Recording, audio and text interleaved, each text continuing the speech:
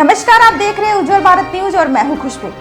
आज हम बात करेंगे अनाज घोटाले के बारे में। जी हां, कोविड के इस काल में जहां सरकार राशन दुकानों से गरीब और जरूरतमंद लोगों को मुफ्त अनाज वितरण किए जाने की घोषणा की है और लोग इसका लाभ भी ले रहे हैं, लेकिन दूसरी ओर इन गरीबों के हक के अनाजों की कालाबाजारी भी धड़ल्ले से चल रही है। जी हाँ, मुंबई के बोरीवली में सरकारी अनाजों की कालाबाजारी अपने चरम पर है। जब एक व्यक्ति को इसका पता चला तो उसने इसका वीडियो बनाकर पुलिस से इसकी शिकायत की और जो उचित कार्रवाई पुलिस को करनी चाहिए थी वो नहीं हो रहा है और बदले में इस सरकारी अनाज की कालाबाजारी कर रहे गैंग की खबर देने वाले व्यक्ति को जान से मारने की धमकी भी दी जा रही है। आखिर क्या है यह पूरा मामला, आइए देखिए इस रिपोर्ट में। केंद्र सरकार की ओर से कोरोना महामारी के दौरान गरीब लोगों को प्रत्येक माह मुफ्त अनाज वितरण की योजना शुरू की गई है, जिससे लोग लाभान्वित भी हो रहे हैं। लेकिन इस कोरोना महामारी को घोटालेबाज अनाज का घोटाला करके मानवता को शर्मसार करने से बाज नहीं आ रहे। अनाज घोटाले की यह घटना बोरीवली की है। बोरीवली निवासी अनिल अग्रवाल को कहीं से खबर की जानकारी हुई कि बोरीवली वेस्ट के न्यू लिंक रोड पर स्थित पेट्रोल पंप के आगे टमाटर मार्केट के पास एक पतरे का गोदाम बना है, जिसमें FCI यानी फूड कॉर्पोरेशन ऑफ इंडिया द्वारा अनाज की बोरियां बोरीवली ईस्ट के राशन दुकानदारों को भेजने के बदले इस गोदाम में लाकर FCI के लेबल लगे बोरियों को बदलकर दूसरे बोरी में पैक की जा रही है, जिससे चोरी चुपके बाजार के अन्य फ्लावर मिल या अन्य दुकानदारों को बेचा जाएगा। अनिल अग्रवाल के द्वारा इन सभी घटनाक्रम का वीडियो बनाकर सभी एविडेंस इकट्ठा करके MHB कॉलोनी पुलिस स्टेशन के पुलिस उप निरीक्षक को फोन करके इसके बारे में बताया गया। पुलिस उप निरीक्षक के द्वारा तुरंत घटना स्थल पर पुलिस बल भेजने की बात कही गई, लेकिन उक्त गोदाम पर मौजूद कालाबाजारी करने वाले लोगों को जब पता चला, फिर उन लोगों ने आनन फानन में अनाज से भरी ट्रकों को वहां से हटाकर दूसरे स्थान ले गए और जाते जाते उन लोगों ने अनिल अग्रवाल को धमकी देते हुए कहा कि तुमको जो करना है करो, लेकिन इसका अंजाम तुम्हें ही भुगतना होगा। अनिल अग्रवाल ने बताया कि फोन पर धमकी दी जा रही है कि तुम्हें झूठे केस में फंसाकर बर्बाद कर देंगे। वहीं अनिल अग्रवाल ने पूरी जानकारी दी। सर, ये जो बोरीवली का मामला है, जो भी खाद्यान्न है उसका लेबल बदलकर मार्केट में उसकी जो कालाबाजारी हो रही है, ये पूरा मामला क्या है, क्या देखा आपने?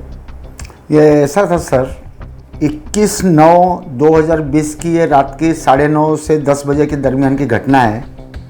पहले हमने 100 नंबर पे पुलिस को डायल किया, उनका फ़ोन नहीं लगा। फिर MHB पुलिस स्टेशन की हद में इनका गोडाउन था, जो टमाटर मार्केट के नाम से जाना जाता है। तो वहाँ पर हमने पुलिस चौकी को भी फ़ोन किया, तो लेकिन वहाँ पर खाली रिंग बज रही थी, किसी ने उठाया नहीं। उसके बाद में वहाँ पर जो ड्यूटी ऑफिसर थे उसका नंबर हमने निकाला और नंबर निकलने के बाद में उनसे हमने बात की कि सर, मैं यहाँ पर एक गोडाउन है जो सरकारी माल से लबालब भरा हुआ है और सरकारी अनाज से भरी हुई ट्रकें यहाँ पर खड़ी है। आप कोई भी आदमी, आपका पुलिस अधिकारी या आप इधर ज़रा आने की कृपा करिए सर, मैंने 2 नंबर का गोडाउन इधर यहाँ पर पकड़ा है।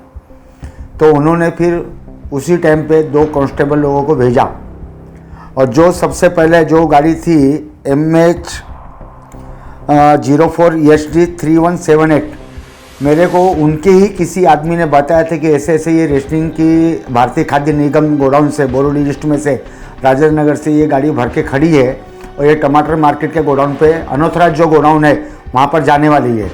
फिर वो गाड़ी मेरे को जहाँ पर उन्होंने मुझे मैसेज दिया था उनके आदमी ने, और वहाँ पर मैं गया और वो गाड़ी वहीं पे खड़ी थी। जैसे वो स्टार्ट हुई तो मैंने उसका पीछा किया। पीछा करने के बाद में अनऑथराइज गोडाउन के अंदर वो जो नहीं जाना चाहिए था माल, जो कि रेस्टिंग दुकान में माल जाना चाहिए था, वहाँ ना जाते हुए ये इनके प्राइवेट गोडाउन पे गाड़ी गई। उसका मैंने पीछा किया। उसके बाद में वहाँ पर पुलिस आ गई और उसके ये गाड़ी का पीछा करने से पहले वहाँ पर गाड़ी नंबर है उसका MH48T7343 ऑलरेडी सरकारी माल वहाँ पर खाली कर रही थी। उसकी वीडियो भी मेरे पास है, फोटोग्राफी भी मेरे पास है, सारे एविडेंस मैंने पुलिस को MHB पुलिस स्टेशन में दिया, लेकिन उसके बावजूद भी वो लोगों ने कोई कार्रवाई नहीं की। और उससे पहले और वहाँ पर एक 3 व्हीलर टेम्पो खड़ा था जो गाड़ी नंबर है 3966। 40 से 50 लेबर उधर काम कर रही थी, उनकी सबकी वीडियोग्राफी मैंने दिया पुलिस स्टेशन को, फोटोग्राफी दिया। जो पहले वहाँ पे टेम्पो लगी हुई थी, हाँ, तो वहाँ पे राशनिंग जो जाना चाहिए था राशन में, हाँ, इसका वो लोग क्या कर रहे थे? वहाँ पर दुकान पर न जाकर वो प्राइवेट गोडाउन में गाड़ी वहाँ पर वो खाली हो रही थी। खाली मतलब बोले तो सरकारी अनाज की बोरियों में से प्राइवेट बोरियों के अंदर माल पलटी हो रहा था। तो पुलिस से आप लोगों ने कंप्लेंट किया तो पुलिस वहाँ पहुँची वहाँ पर पुलिस के साथ में मेरे पास में सारे फ़ोटो एविडेंस वगैरह मैंने सब पुलिस स्टेशन को दिया, लेकिन तो भी इनके ऊपर कोई कार्रवाई नहीं हुई है। और उसके अंदर जो आदमी उधर लेबर काम करने वाला बंदा अब्दुल इब्राहिम शेख करके, उसको ये लोगों ने पैसे का लालच देके बोला हमारा नाम मत ले और तुम्हारे ऊपर केस ले लो, जो कुछ भी रहेगा वो हम लोग तुम्हारे को मैनेज करेंगे करके उसने अपने ज़बरदस्ती अपने ऊपर केस लिया। आज 26वां दिन है कि उसकी बेल नहीं हुई। आज 26वां दिन है और दूसरे जो इनके मेन सूत्रधार हैं दिलीप ठक्कर, अशोक ठक्कर, राजकुमार केशरवानी और दीनानाथ यादव, ये 4 आदमी मिलकर ये गोडाउन को चलाते हैं। इनके मुख्य मालिक 4 हैं, लेकिन दूसरे जो आदमी लोग हैं, लेबर लोग हैं, जैसे इसमें एक ट्रक का चालक गिरफ्तार है और जिस आदमी जो उधर काम करने वाला बंदा था उसने अपने ऊपर केस लेके ये कि माल मेरा है, मेरा प्राइवेट माल है, बोकस बिल प्रोड्यूस करके उन्होंने जाली बिल प्रोड्यूस करके ये बताया कि ये मार्केट का माल है, जबकि ये मार्केट का माल नहीं है। मैंने सारे एविडेंस उनको दिए हैं।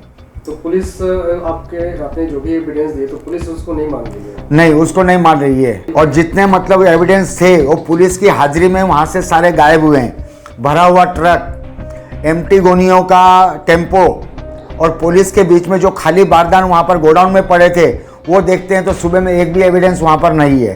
तो उस पर अभी जो पकड़ा है इन लोगों ने, तो उस पर क्या धारा लगा? उसके ऊपर इन्होंने लगाया है 3, 7, 8, 9 ये कलम लगाई है, जबकि ये रेस्ट्रिक्टिंग कम्युनिटी एक्ट के हिसाब से ये कलम नहीं लगनी चाहिए, क्योंकि ये 420 का सरकार के साथ में 420 का मामला इन्होंने किया है। ये कोविड-19 के अंदर केंद्र सरकार ने, हमारे प्रधानमंत्री साहब नरेंद्र मोदी जी की ये योजना है कि गरीबों को मुफ्त में राशन दिया जावे, उनका भरण पोषण चले, हाँ, गरीब जनता दुखी नहीं होवे। और ये उनको न माल देकर कालाबाजारी का इतना बड़ा रैकेट है ये, जो माल ऊपर के इनके फ्लोर मिलों में माल जाता है ये। और इसके ऊपर रेस्ट्रिक्टिंग कम्युनिटी के एक्ट के अलावा इसके ऊपर सेक्शन ये लगना चाहिए 420, 467, 468 ये कलम न लगकर 3, 7, 8, 9 ये कलम लगाई गई है। मतलब कहीं ना कहीं से इसमें आप कह सकते हैं कि पुलिस की मिलीभगत, पुलिस की और इसके अंदर रेस्ट्रिक्टिंग के जो अधिकारी लोग हैं वो भी इसमें शामिल है सब। मेरा ऐसा सोचना है, मेरा ऐसा डाउटफुल है कि इसके अंदर रेस्ट्रिक्टिंग डिपार्टमेंट के अधिकारी लोग भी इसमें मिले हुए हैं। आज से पहले 2 साल पहले ये इनका धंधा कम से कम 8-10 साल से चल रहा है साहब। इसके 2 साल पहले 2018 में 25 दिसंबर 2018 को अपने श्रीमान अतुल कुलकर्णी साहब ने इनके गोडाउन पर घोड़बंदर पर रेड की थी। उस टाइम पे बहुत करोड़ों का इनका कम से कम 3 से 4 करोड़ रुपए का माल पकड़ा गया था। और उसके अंदर के ये दिलीप ठक्कर, अशोक ठक्कर ये आरोपी हैं और इनके ऊपर इतनी सख्त से सख्त कार्रवाई की जावे कि इनका हौसला कैसे, एक बार पकड़ने के बाद में इनका हौसला कैसे बढ़ता है कि दूसरी जगह काम करने का। तो सरकार क्यों नहीं इसके पीछे ध्यान दे रही है? ये कालाबाजारी करने वालों के ऊपर इतनी जो कठोर से कठोर कार्रवाई होनी चाहिए कि इसको इतना मतलब दंड दिया जाना चाहिए कि दूसरा आदमी भी उनको देखने के लिए, करने के लिए कांपे। तो ये जो ठक्कर लोग हैं, जो भी मालिक है इसके पहले इनके ऊपर गुनाह दाखिल है? हाँ, ये अतुल कुलकर्णी साहब ने जो अपना ये खिचड़ी का और रेशनिंग का जो मैंने आपको बताया कि रेशनिंग का माल ये लोग दुकानों पे न बेचकर अपने प्राइवेट गोडाउन में खाली करके 2 नंबर के कालाबाजारी करते हैं। और उसके अलावा खिचड़ी का जो बच्चे लोगों को स्कूल के लिए चावल मिलता है, ये उस टाइम पे 2018 में जो मैटर हुआ था, तो उस टाइम पे ये बच्चों का स्कूल में जो चावल फ्री में देते हैं खिचड़ी बनाने के लिए, वो चावल का धंधा ये लोग कालाबाजारी कर रहे थे साहब। तो इसकी शिकायत आपने सिर्फ पुलिस से किया, ऊपर भी जो भी पदाधिकारी है उनसे करने की कोशिश की आपने? नहीं, उस टाइम पे तो ये मैटर तो मतलब मुझे मालूम पड़ा जब यूट्यूब पे आया था कि अतुल कुलकर्णी साहब ने ये काम किया है उनका फ़ोटो के साथ में मैंने वीडियो लाइव वगैरह देखा, तो उसके वजह से मुझे याद था, तो ये प्रकरण मैंने आपके सामने बयान किया है। ये जो प्रकरण अभी का जो FIR हाँ। तो अगर पुलिस कार्रवाई नहीं कर रही है तो इसके अपर पदाधिकारी वगैरह से चाहे हाँ, उनको मैंने पत्र दिया है कि साहब इसके लिए मुझे न्याय दिया जावे, मुझे और मेरी जनता को न्याय दिया जावे। कहाँ कर दिया? मैंने कमिश्नर ऑफ पुलिस को लेटर दिया, DCP को लेटर दिया, रेस्टिंग डिपार्टमेंट को लेटर दिया है, लेकिन तो भी अभी तक इनके ऊपर कोई सख्त कार्रवाई नहीं हो रही है। उनकी तरफ से कोई जवाब नहीं है? नहीं, उनके तरफ से कोई रिप्लाई भी नहीं मिला है सर। और जिस टाइम पे मैंने इनके टमाटर मार्केट के गोडाउन पर 21/9/2020 को मैंने 9:30-10 बजे के दरमियान मैंने इनके गोडाउन पे गया, उस टाइम पे पुलिस के रहते हुए दीनानाथ यादव, राजकुमार केसरवानी ने मुझे चैलेंज किया कि तू पुलिस का खबरी बन रहा है, हाँ पुलिस हमारा क्या करेगी, लेकिन अब तू और तेरा परिवार कैसा बम्बई में जिंदा रहता हम देखेंगे।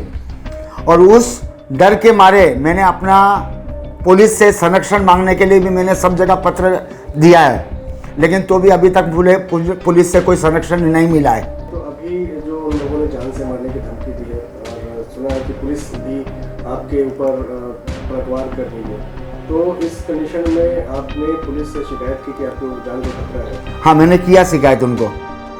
अभी तो मैं जहाँ गाड़ी में, कभी गाड़ी में सो जाता हूँ, कभी होटल में स्टे कर रहा हूँ, कभी कहीं इनके डर के मारे यहाँ वहाँ भाग रहा हूँ साहब। और मुझे उसके बाद में जब 21 तारीख को ये घटना मैंने घटी, उसके बाद में ये लोगों ने मेरे खिलाफ और मेरे लड़के अनुराग के खिलाफ ये लोगों ने झूठा केस में मुझे 22 तारीख को ये लोगों ने FIR दर्ज किया, 22/9 को। और जबकि मैंने उनके आदमी को किसी को मारा नहीं। उनका कहना ये है कि इन्होंने आके मारामारी की और मेरे आदमी को, जो उसका भी एविडेंस मैंने कोर्ट को भी दिया और इनको भी दिया है कि मैंने उसको मारा नहीं है, इन्होंने ही खुद उसको मार के इंजर्ड करके BMC सरकारी हॉस्पिटल के अंदर मैनेजमेंट करके उसको भर्ती करवाया। और उस केस के अंदर मुझे और मेरे लड़के अनुराग अनिल अग्रवाल को झूठे केस में फंसाया गया, जिसकी एंटीसेप्टरी बेल 19 अक्टूबर 2020 को हुई है। और सर, मैंने ये जो काम किया है एक आम जनता के लिए, जैसे कि अपनी BJP सरकार ने भ्रष्टाचार रोकने के लिए ये गौर गरीब जनता के लिए राशन फ्री में दिया है और उसको वो न दे के कालाबाजारी कर रहे। मैं एक आम आदमी रहकर ये भ्रष्टाचार रोकने की कोशिश किया, तो मैंने कोई गुनाह तो नहीं किया साहब। आज इनकी वजह से मुझे मेरा घर छोड़ के दर दर भटकना पड़ रहा है। मेरे बाल बच्चे किस परिस्थिति में जी रहे? क्या उनके पुलिस वालों के बाल बच्चे नहीं है, उनके रेशन कार्ड नहीं है, उनको गौर गरीब जनता का ये फ्री का राशन नहीं चाहिए?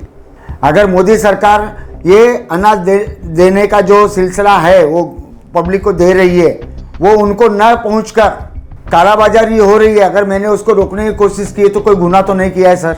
बस मैं तो यही चाहता हूं कि पब्लिक का माल पब्लिक के पेट में आना चाहिए। ये कालाबाजारी करने वालों के ऊपर सख्त से सख्त कार्रवाई होनी चाहिए। आज अगर जो हौसला मैंने किया है, अगर उसमें से मुझे न्याय नहीं मिला तो कोई मेरे जैसा बंदा दूसरी टाइम है ना इनके कालाबाजारी के धंधे के लिए कोई सामने आने के लिए खड़ा नहीं होएगा। मेरी सरकार से यही निवेदन है कि ये काले धंधे बंद होने चाहिए और जिसका जो गरीब जनता का हक है वो हक उससे मिलना चाहिए। और इसके जो रैकेट के कालाबाजारी करने वाले इनके मेन जो 4 जने हैं, मेरी यही सरकार से, पुलिस स्टेशन से यही दरख्वास्त है कि इनको जल्द से जल्द ये चारों आरोपी जो चैन से अपने घर में सो रहे, दुनिया की नींद उड़ाकर, इनको जल्दी से जल्दी अरेस्ट किया जावे। जैसे इनका है दिलीप ठक्कर, अशोक ठक्कर, राजकुमार केसरवानी और दीनानाथ यादव। और दीनानाथ यादव के ऊपर इसके पहले क्राइम यूनिट नंबर 12 दहिसर में 18/5/2020 को भी FIR रजिस्टर्ड है। यही रेशनिंग का यूनिट नंबर 12 वालों ने इनका रेशनिंग का गोडाउन पकड़ा था, जिसका जो मालिक उस टाइम पे दीनानाथ यादव था।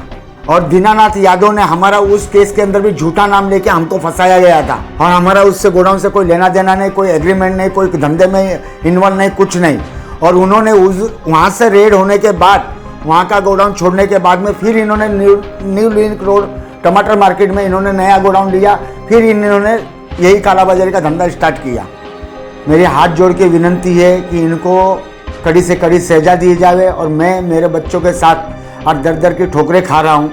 अगर कल होकर मुझे, जैसे मैंने इनको लेटर दे रखा है, मुझे इन आदमी लोगों से, इनका बहुत बड़ा रैकेट है, दिलीप राजकुमार केसरवानी और दीनानाथ यादव और जो इनके साथीदार है उनसे मुझे और मेरे परिवार को जान का खतरा है। अगर मुझे कुछ कल घुट के कम ज़्यादा हो जाता है तो इसका पुलिस डिपार्टमेंट और सरकार इसके जिम्मेदार है। सुना आपने किस तरह अनिल अग्रवाल परेशानियों से जूझ रहे हैं।